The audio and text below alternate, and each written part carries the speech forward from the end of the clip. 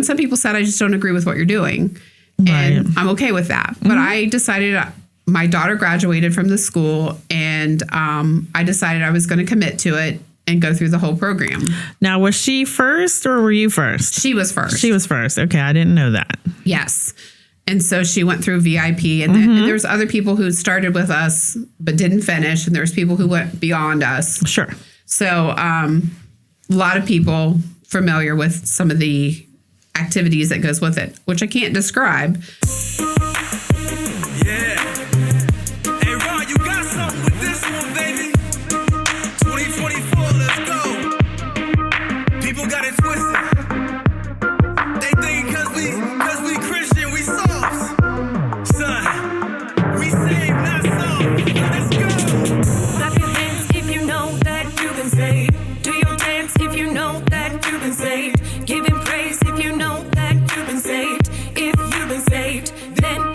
Your whole self in, he takes your old self out. You put your new self in and turns your life around. Hey. I represent Christ cause he is my everything. When I got saved, yeah, I got a mustard seed. Now that's the faith that he placed inside of me. I gotta let it grow and become what it's supposed to be. I get running like Forrest Gump cause I know I can't walk it out. I'm seeking God's face. Matthew 6 is what I'm talking about. Let the track blaze, let the smoke clear the haters out. I'm trying through the fire, but by grace I have made it out. Yo, called up my boy Ron. He said don't walk it out, gotta jog it out. What these haters gonna be talking Different about. things. I am not With that opening line. That is true. But what we're going to be talking about is in your mess and where you're stuck in your trauma, what are you willing to do to get out of it? Oh, yeah. It takes sacrifice. It takes sacrifice. And it takes smart decision making. It does. But it also takes support. It does. You know, I liken it to quicksand. Yes. You got one foot in the quicksand and one foot on dry ground, and this is your decision making, right? Mm-hmm. When you're in the quicksand, any movement pushes you further down in the quicksand. These are bad decisions. They just suck you down further and further. And you have the one on dry land, which are healthy decisions. And I know you're going to touch on that when it comes to the support part. Yes, but I imagine myself with my hand out. Mm-hmm. Who's going to pull me up? Right, because who's going to pull me up? You know, to get out of the quicksand, someone has to pull you out of there. So that's a really good visual representation. And are they willing to pull me? And how far are they willing to pull you out? Because if they only pull you halfway, that's not really going to help you if you're in quicksand. Decisions and consequences. Exactly. Yes. So I want to tell a story, and I'm going to tell everybody this is my experience. Mm-hmm. And I went through a time in my life where I was in a very traumatic, I've had multiple traumatic experiences, and I've done a lot of therapy. I went through counseling. I had been going to a doctor and seeing a doctor for medical treatment, but I wasn't feeling better. And I also did some chiropractic care. I've done some Reiki. I did some other things, read a lot of books. But I read a book from a gentleman who started a school that is in Columbus, Ohio, and it is related through emotional intelligence. Okay. And I had met several people who had gone to the school and was introduced to a program that goes through deprogramming. And it is done through enrollment of people. Mm-hmm. So somebody suggests that you should go, and then they go through kind of this enrollment period, and then you start this school. Well, it is based off of emotional intelligence. Okay. And so a lot of people weren't familiar at the time. I know I thought it was a cult. Right. And I didn't want you to do it. In 2007, it wasn't, emotional intelligence wasn't a really strong thing. But it was something that was for me. Mm-hmm.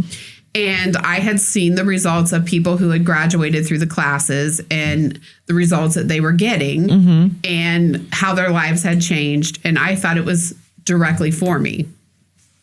So I tried to recruit my friends of people for support. And everybody looked at me like I had a green eye stuck between my forehead and actually said, no, we can't. We cannot support you, whether it was through faith or whatever. And some people said, I just don't agree with what you're doing.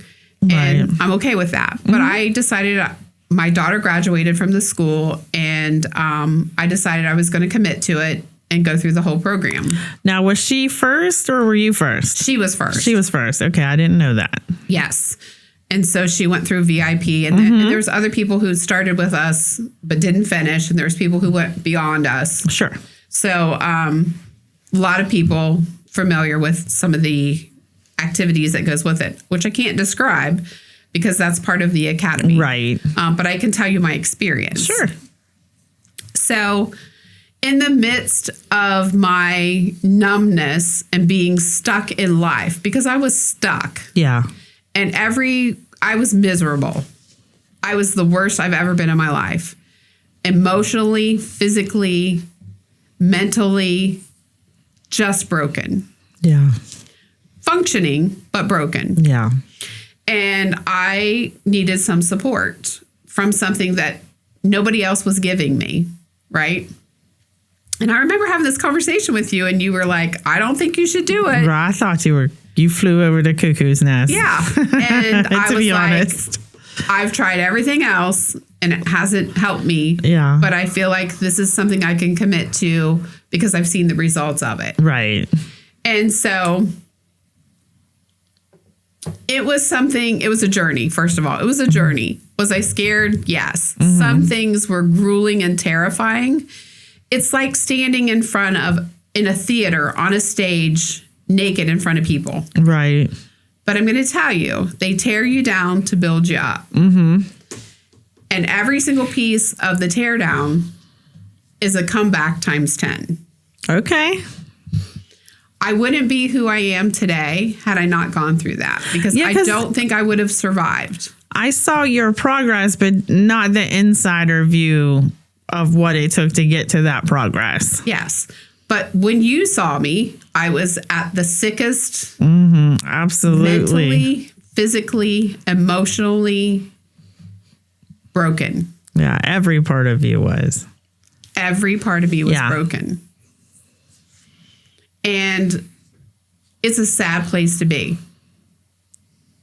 It is. I mean, you just don't know what to do because you're so broken. You're so broken. And the thought of attempting another thing and adding on to your brokenness if it doesn't work out is just overwhelming.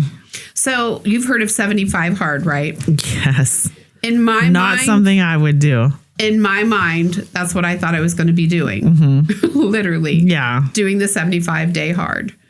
It ended up being longer than 75 days, but right. And still to this day, I still practice. And that's where my regiment came from.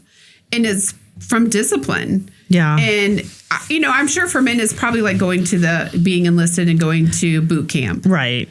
I can't say that for everybody because I never experienced that. Yeah, but me for either. me, in my mind, that was mindset boot camp. And, like I've been to Tony Robbins. I've done a lot of personal development work. Yeah. But this was different. Way different. Yeah. But here's the thing. You have to be willing to get yourself out of the hole. Nobody did this to me. It is just the circumstances of my life. It's the cards I was dealt. Right. It's the midst of everything and of character that you have nothing left.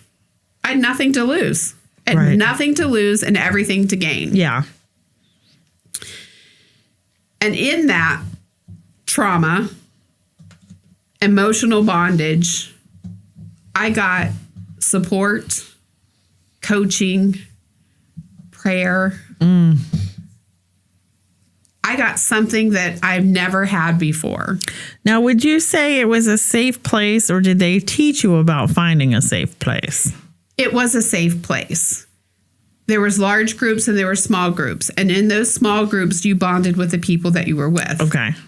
And in that small group bond, you got a buddy. Oh, okay.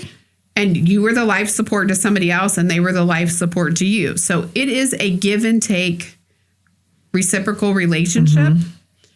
Did it last forever? No. But did it last through I got through the program? Yes. Okay. And over time, that person just gave up. Now, I have still stayed in touch with the person, but I don't do it as often as I used to. Right. You know, you're only as sick as your secrets. That's very true. That's certainly a good way to look at that. You're only as sick as your secrets. And I felt shameful in a lot of things because I felt like some of the things that happened in my trauma were not because I didn't do it. It's because what was left of it. Okay. And I can see those that. were things that I was embarrassed to tell people. And for me, that was shame. I felt abandoned as a child. Why do you think we find it embarrassing to talk about the trauma we've experienced? Because here's the thing. I thought when I was growing up that we were rich Okay. and didn't know any better, but we were poor. And because I never wanted for anything. And for me, I'm not saying that when it came to dollars and cents, I'm sure, you know, I mean, my parents aren't the Rockefellers. Right. And they did very well for themselves, but I never knew that I never wanted for anything. So I never thought that we were in poverty or didn't have, you know what I mean? Right. Because we always had stuff. And it's stuff. Yeah, it's tough. But somebody had to pay for it. No doubt about that. And I had lots of toys. You know, my sister had lots of guitars. You know, we had go-karts and motorcycles and horses and, you know, just my dad had race car. We had a lot of stuff. We had stuff. But did it mean anything? You know, it didn't have the value like money does. And as a child, you know what I'm saying? As an impressionable child from a 10 till 18-year-old. Right. So I didn't know better. You don't know better until you know better. Right. Right? You don't know until you know. So it's just, you know, it's perspective. Sure. It is growth and perspective. I grew up in an alcoholic family. Was it easy? No. I imagine not. It was embarrassing. Yeah. My dad had a habit of when you had the old telephone on the wall, Okay. he would get mad People even know what that is anymore? and the phone would ring and he would tear the whole phone clean out of the wall, all the wires. Oh, my. True story. Probably happened 10 times Jeez. because he didn't want to be bothered by the phone. Oh, my. Yeah. Just take it off the hook. So people come to our house and they're like, what happened to your phone? Right. Just let it hang down off the hook. It'll, You know what I mean? ring busy. Like weird, you know, it's embarrassing. Yeah. It's embarrassing. I can see that. For me, it was embarrassing. Yeah. And because it spoke dysfunction in our family. Mm-hmm. And I didn't want people to know. I didn't want people to know. I think dysfunction is a good word because sometimes we are part of something that's dysfunctional, but we don't ever really notice it. Well, you do until you acknowledge it. It's Right. there, but you don't acknowledge it. Sure. And so as I went through emotional intelligence school, I had to acknowledge all of those things. And saying them out loud meant people knew. Right? Because what you say, you breathe life to. Yes. And the other part of that is you get out the shame by talking about it. Sure. And so working through all of those emotions, and they were deep rooted. And I was like a volcano spewing with my temper. Here it comes. Because I got angry. Yeah. I got angry because I shouldn't have been in the situation. I should have never been put in situations that I had no control over. Right. I should have never been left with people who were alcoholics. I should have never been, you know, and I was the enabler because I covered for all of those things. Yeah. To cover the shame. And it was difficult. Let's talk about enabling for a second. Yeah. I think this is a discussion that has to happen with people. Because when you accept behavior from people that goes against everything you believe in that, you cannot get upset with those people because you enable the behavior.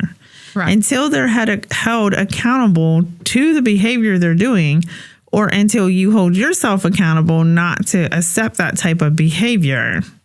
It's a 50-50 split on whose issue it is. Would you agree with that? I agree. But at the time, I had no idea what I was doing except for me, it was making peace. Yeah. Because I just wanted it to stop. And I wanted my life back. I wanted it to be, I didn't want this every day. The roller coaster. I wanted this. Yeah, the straight And line. for me, that's why I feel like I grew up a wallflower. Yeah. Right? I could be in any room and I could be a chameleon. I could stand next to the wallpaper and look just like it. Yeah. And you wouldn't even notice me. Morphing in right? there. Because I'm quiet. I'm just the observer in the room. You know, I always find it interesting how people respond when they're called out for enabling behavior. It is, people find it very offensive. Yes. But you have to almost go with the saying, first time, shame on you. Second time, shame on me. There won't be a third time. Absolutely. But you don't know until you know. And when you know better, you do better. And I think sometimes we do that because we can't ever see ourselves separated from that person. I think sometimes we accept behavior Codependency. that is detrimental to our health because we have become either codependent or we pull back on our relationship with the person, but we don't ever cut the tie. And sometimes cutting the tie is the answer. Right. And that You is the can answer. love people from afar. Far. And you can cheer them from afar. You know, it's like you got to think of it sometimes when you're at a concert and you're in the nosebleeds, you're still cheering the band even in the nosebleeds, right? Absolutely. Sometime in your relationships, you got to have that nosebleed view. Like I've always asked God, take the rose-colored tint off of the way I'm seeing things and just show me how I need to see it. And I'm going to tell you, that's a game changer because you'll start seeing things that you're just like, how long has that been going on? And then you really start reflecting on things and you're like, oh, I've become exactly what I talk to people not to do. I have become that pattern. And so I think that's important. And I do believe people need to call you out on when you enable people. Yeah. Because it happens a lot more than what people think. So the book, You Won't Have a Seat at the Table. What's the book called? From Louis Gigliani. Oh, giving the enemy a seat at your table. Giving the enemy a seat at your table was a life changer for me. Okay. Game changer. And let me tell you why. I am a half. Ty, can you look that up and make sure that's the title of that I'm book? pretty sure that's what it is. And I've read it several times. Yeah. What was the name of it again? Sorry. I believe it's Don't Give the Enemy a Seat at Your Table. Gotcha. I'm pretty sure it's Louis Gigliani or G.I. I'm not sure what his last name is. Louis G. Louis G. But let me tell you how many times I've read that book. 3 times. And all Really? 3 times was instrumental in my life in reflection of changing things that no longer serve me. Things, how I look at things, and people I have to let go that no longer elevate me. Sure. And Now, did you get something different each time you read it? I got something different each time I read it. And here's the impact that I'm talking about. When you're stuck, and I mean in full blown, can't move, can't think, You're frozen. you're frozen. Elsa has zapped me Right. and I can't let it go. Right.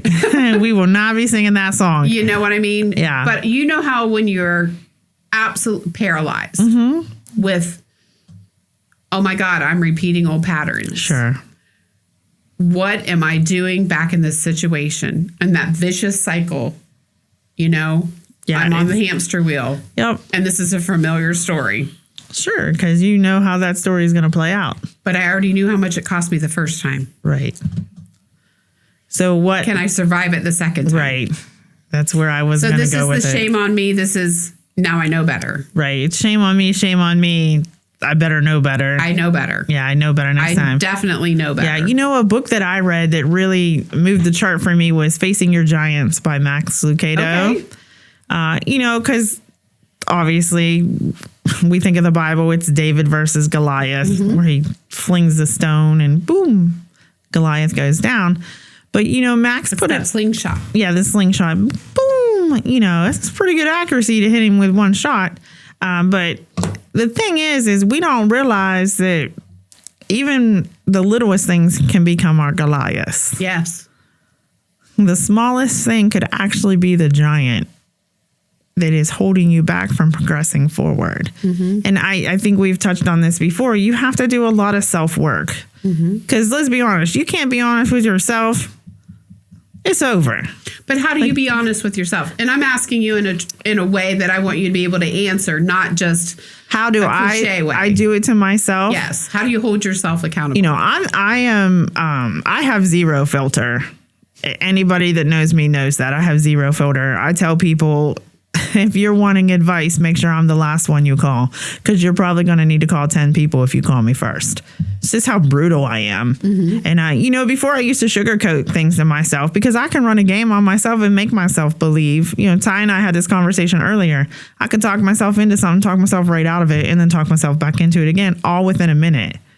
And so I had to just Sybil. Yeah, I mean, it's just like, okay, that didn't take long. I had to just start being brutally honest with myself, because I don't want to be the reason why I can't be a good servant to the kingdom, because it's me.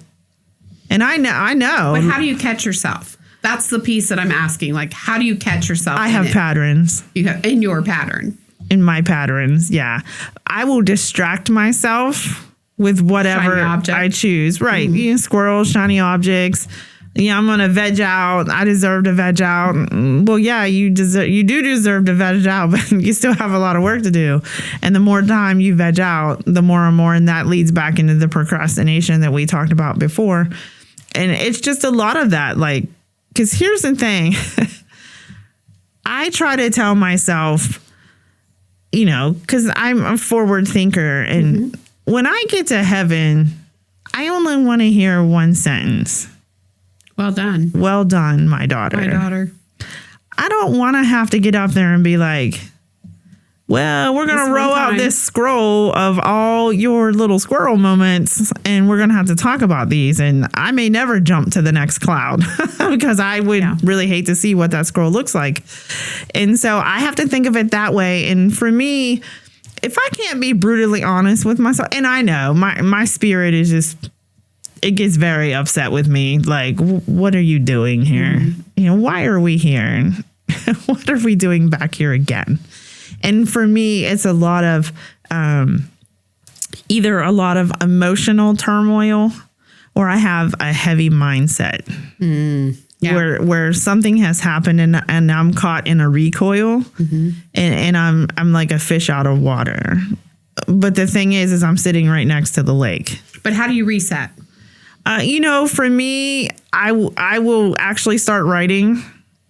I'll either start writing or I'll go back and read books that were predominant for me. And they don't even have to be development books. I'm a big sci-fi fantasy fan. I love anime. And sometimes I just break from them just to really break that thought pattern of what I'm doing. And I have to tell myself, why am I going to run the game on myself? I don't want to be the reason why I can't move the next step forward. And again, as I've said before, I always roll back to the weight of the people that I carry with me. Yeah. And that's really like, I chuckle when I talk to people and I say, sometimes I feel like God just flings the wet towel down and just whacks me upside the head. But really, he drops the towel down and I just hit myself with it because I know what he's going to say. And sometimes it's just, I'm exhausted. It's exhausting. Every part of me, emotionally, physically, mentally, is exhausted. And when I look at it, I don't have people filling me back in those times. Like my well is empty and no one is showing up with water. And I'm not doing anything to help myself. I'm not spending more time in the Bible. I'm not spending more time seeking out guidance. I just get into this shell almost like I'm a turtle that I put all myself back in there and just the shell sits there waiting. And so I have to recognize that, but I'll see my own patterns when I'm spending more time doing something that upsets my whole mojo. And then it's like, oh, I need to stop here. You know how I know that I need a reset? How? I'm exhausted. Exhaustion is the number one. And I'm emotionally a mess. And now, am I an emotional person? Yes. I'm an empath. I feel other people's emotions and I wear them for them. Not even invitingly. It just comes out of me. Yeah. And that is a gift and a curse. But what I do know about myself is I will run myself till I have nothing left. Which is not a good thing. Not a good thing. And when I am in my healthy state and I'm taking great care of myself, I feel like Superwoman. Sure. You know what I mean? Like it's optimal. All the things are working for me in my favor. I'm doing my mindset work. I'm being obedient. All of those things. When I get out of alignment with myself, I know that I know how to fix it. I just need to, it starts with me. Again, it starts with me. They're my choices. I need to get back into alignment. And then I can function at an optimal level, healthy, happy, godly, all the things that I want to be, right? Yeah. Leading with value, being compassionate for people, all of those things. But unless I have to be in alignment with myself. Yeah, you know, for me, when a huge red flag for me is when I'm emotional. Yeah. Well, yes, you are. I mean, like, that's out of your character. Yeah, you might as well just wave the red flag in front of me because I've already seen it myself. Mine's frustration and anger. Yeah. Because when I'm angry, I'm like, girl, go get a snack. Or go to bed. Get a snack or go to bed, but don't be in this room. Right. Because get away hateful. from me. Yes. Get away from me. that is so true. But here's the thing. Out of my frustration, when I can't have that self-control and I can't get it back, that's why I'm frustrated. Yeah. I feel like I'm losing it. You know what I mean? Like I'm losing my... And then you're just all over the place. Yes. But until but I recognize it. Right. It's just I do recognize it. But I also say I have to go to bed.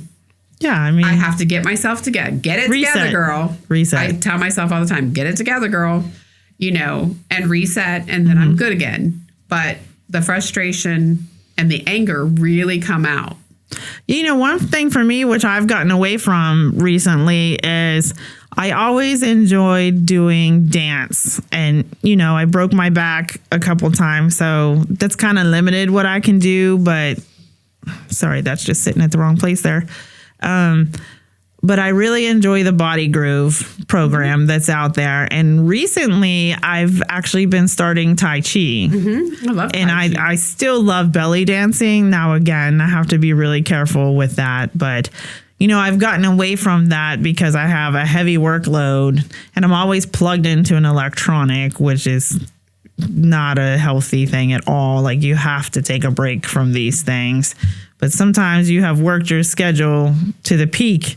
And there is no break. You're from one device to the next device. And, your screen gets bigger. You start out on your phone, then you go to your iPad because you need a bigger one. And then you move to your computer because you need a bigger one. And then when you need a bigger one, you plug the TV into your computer. So you have the humongous extra monitor.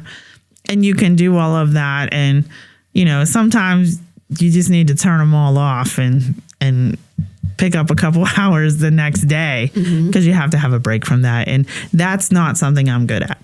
Right. Well. Oh, by the way, that book, you guys were right. Louis, I'm not even going to try to pronounce his last name. Yeah, Louis G. Louis G. We'll say that. Yep. G-I-G-I. Is that what it is? L-I-O. G-I-G-I-I-O. Yeah. Okay. Yep. Yeah, I knew the book. I know the book very well. What was the title, Ty? Don't give the enemy a seat at your table. So he doesn't even deserve to be in the room. Let's talk about safe places. Oh, yeah. Okay. Let's talk about your friend group and knowing where you can go vent and it's safe. And not having that conversation come back to you in another way. That is a true friend and having a safe space.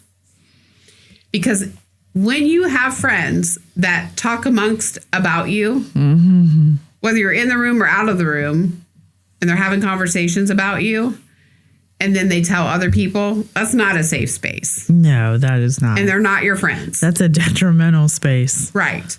But having people in your life that you could pick up the phone in an emergency and go, I need you to come.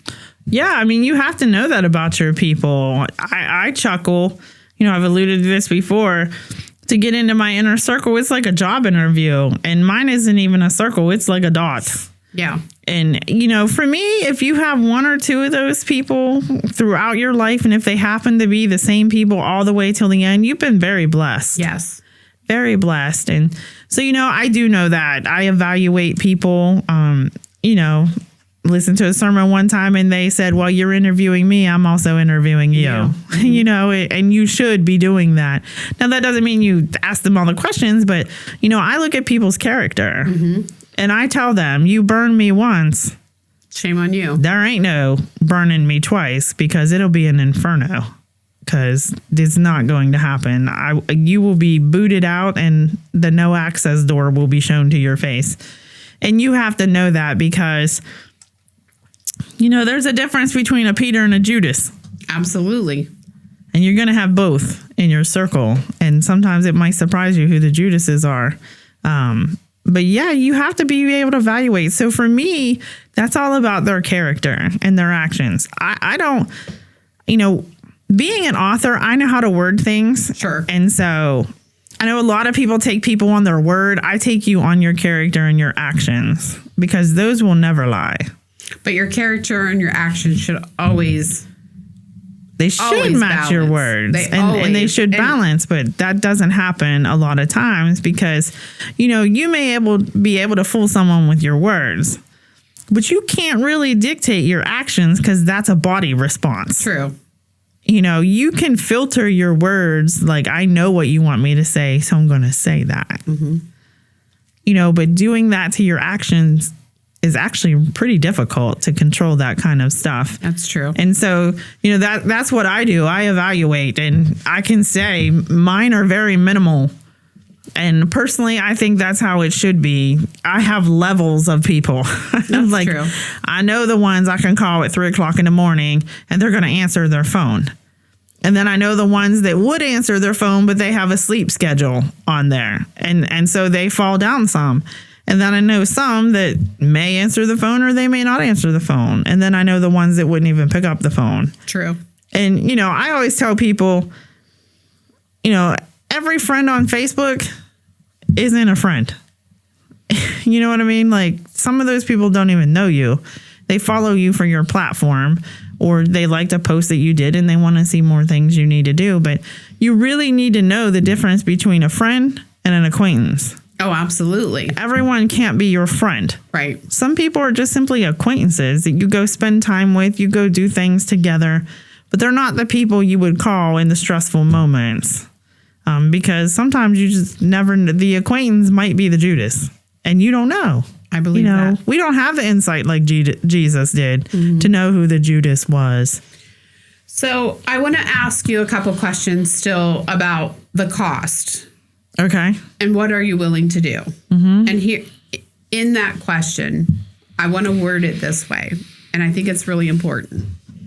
What I have learned from my experience of the cost and the sacrifice I've had to make for the trauma that I had in my life. Had I not experienced this emotional intelligence school, had I not experienced counseling, had I not, well, they all cost. Right. There's a cost to everything. In those things. At that point, I decided when I went to emotional intelligence school that I had nothing to lose and everything to gain. And I was going to stand in the possibility that I was going to come out a better person and leave that trauma behind me. Okay.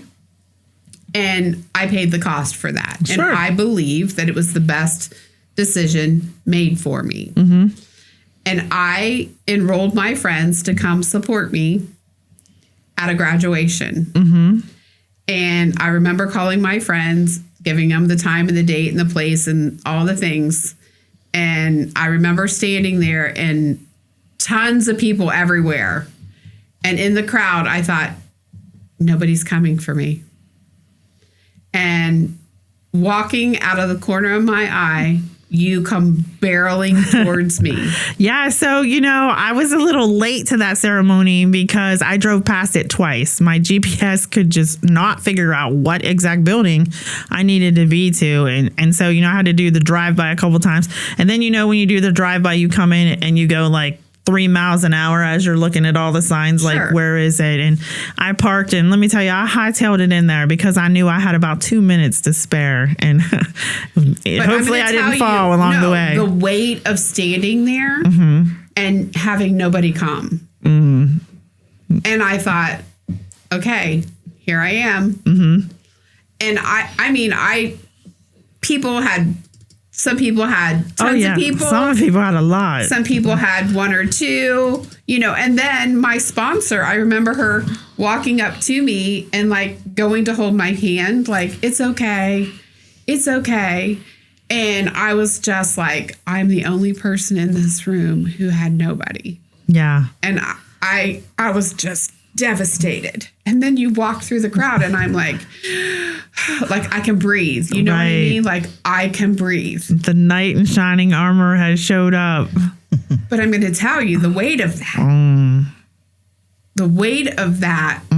Knowing I have nobody else in my family that showed up for me. Right. Nobody. And when I mean nobody. It's a tough pill to swallow when you're expecting but it's people like that. to come. It's been like that for the rest of my life. Yeah. From that moment, I knew I'd be alone. Yeah. I think a switch flips on. And, it was the cost of knowing that, though, was so instrumental in the rest of my life. Sure. Because the person that I can depend on is me. When life happens, the only person that I can depend on is me. And people in my life have showed me all along when it comes to trust, building trust, helping me. Nobody's coming to save you. Right. Nobody's coming to save you. And that's all I can remember in that moment. Yeah. And when I saw your face, I was like, like, oh my God, I do have somebody. I do have somebody. And still to this day, every important thing we've ever done, you have stood next to me. Right. Yep. Well, that's, when you're meant to be tied with someone until the day you go to heaven, you make it a priority to be there. Yeah. And we've flown all across the world for each other. Took a road trip 40 some hours to go celebrate our friend's wedding. And you just do that. And, it's different than what you do for family. Family is family if you still have family left. But when you make that kind of connection, you have to celebrate in that person. Someone has to be the cheering section. And you need to do that. If you truly value that relationship, then you'll find a way to make it happen. Yeah. And that's different. Like if you're in Mexico and they're graduating in California, you might have to join via Zoom. But, you got to take into account those things. But when you're in the area, sure. You make it a priority because people need to know that they have somebody that when they look at their phone, there is somebody on there that they could call. Otherwise, you're talking about what we talked about a previous episode with the comic book. So, yeah, I think there's a cost to everything and a sacrifice. So what was the question you had for me? Or was that the question? No, my question was, what were you willing to do to get to the others? Or what did it cost you from your willing to show up for yourself to get through it? Yeah, it cost me, it did cost me friendships, but I think the biggest cost was to myself. I had to show myself that I felt I was worth it to let go of some of the things and previous versions of myself that I just kept carrying. Because I've come to the point in my life where people can say what they want to say and all that, but I'm going to do what I'm going to do. I don't need a fan club for the things I do. And I don't mean that in any egotistical way or any mean way, But, I'm very purpose driven now. And you look at things differently when you do that. And Absolutely. the one thing I wasn't willing to sacrifice was being chosen by God, and certainly not have him turn away.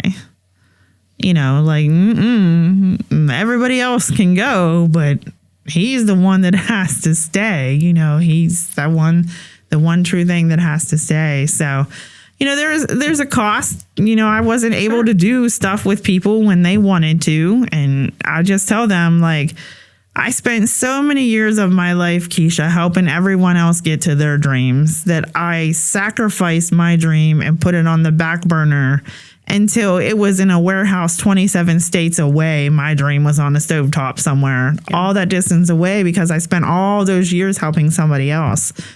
And when it came to be my time, those 27 people and everybody else had a hard time with my nose that started to happen, because I said, I'm approaching 50 years old. And if I don't do it now, when am I going to do it? And I gave you my time to help your dream. Yes. It's my time now. And I'm not willing to put it on a back burner anymore, because I knew my worth at that point. Not saying I didn't have that worth when I helped other people, because I really, truly celebrate people when they reach their dream or they're on the path and they're getting awards. Kudos to everybody for that. But I'm not going to do that at the sacrifice of my own dream, because I would be the one leaving Earth knowing that I never gave my dream enough. I never cared enough about my own dream to make it a priority. Yeah. And when you do that, you have to be the one to make this decision about your own dream. Ain't no one else going to do it for you. That's right. It's your dream. Now Not a conference call. It's a dream. It's happen. like 27 Dresses, right? Yes. You ever see that movie 27 Dresses? When Right. it was her time, she made all them people stand there, and what they made her. That's what I'm like. Hey, all you people from them 27 states of my stoves that went back, I'm going to need you to show up. And a lot of them are some of my biggest supporters, and they realize. But it really took me standing firm and saying, this is my time. This is my dream. I finally have the open door. And things are happening. And now, when they ask them, they're like, man, we don't even know what she's doing. You're going to have to ask her when she gets back. We're just here to support her on her journey. And she lets us know what she needs. And that's what we give her. So really, it came down to the cost was myself. And I wasn't willing to pay that price. I just wasn't. And that's good to know. Yeah. That's good to know, because, we're daughters of the King. Sure. We're beautifully and wonderfully made. Mm-hmm. We were made for such a time as this. Exactly. That Esther, sometimes you need that plastered on your door. I write it all the time. And I always said, if it has to be anybody, why can't it be me? Me, yes. I agree. Why can't it be me? Why can't I be the one? Mm-hmm. Well, it's your season. It is, It is your season.